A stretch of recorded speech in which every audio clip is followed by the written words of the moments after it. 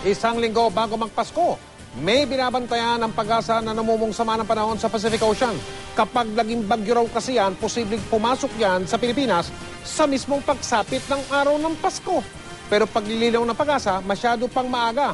Kaya maaari pang posibleng mangyari at magbago dyan sa namumong sama ng panahon na yan. Nakatutok si Pia Arcangel.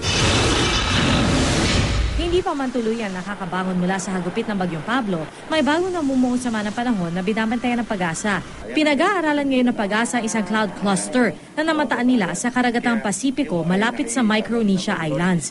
May 1,500 kilometers pa ang layo ng cloud cluster na ito sa Philippine Area of Responsibility pero kailangang i-monitor. May posibilidad daw kasi ito maging isang ganap na bagyo. At kung tatama sa Pilipinas, maaari pa itong pumasok sa pagsapit ng Pasko sa susunod na linggo. Depende sa kondisyon kung nasaan siya. Pero sa ngayon nga, katulad ni Pablo, ang kinaroroonan niya medyo mababa sa 5 degrees. So kung mabubuo siya, very unusual. Ayon sa pag-asa, kung sakaling pumasok nga ng PAR, malaki ang tsansang tatama ito sa lupa. Kung hindi magbabago ng direksyon, apektado ang Eastern Visayas hanggang Eastern Mindanao.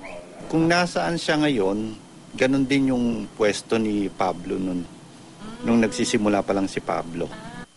Paliwanag ng pag-asa, bawat bagyong pumasok ngayon sa PAR talagang tatama sa lupa o magla-landfall dahil sa persistent high-pressure area na nagtutulak dito pababa. At sakaling pumasok nga ng PAR, ito magiging ika-17 bagyo sa bansa ngayong taon. Pero paglilinaw ng pag-asa, masyado pang maaga para masabi kung talagang magiging bagyo ito o hindi. Dito, sa ngayon, hindi pa natin nga masasabi dahil unang-una hindi pa talaga ito LPA. So, cloud cluster pa lang. And even sa ibang regional Met Agency, hindi pa siya ina-acknowledge as LPA. Paalala naman ng pag-asa sa publiko.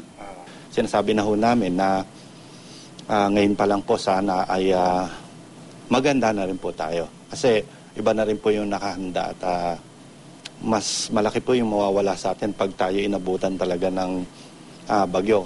Pia Arcangel, nakatutok, 24 oras.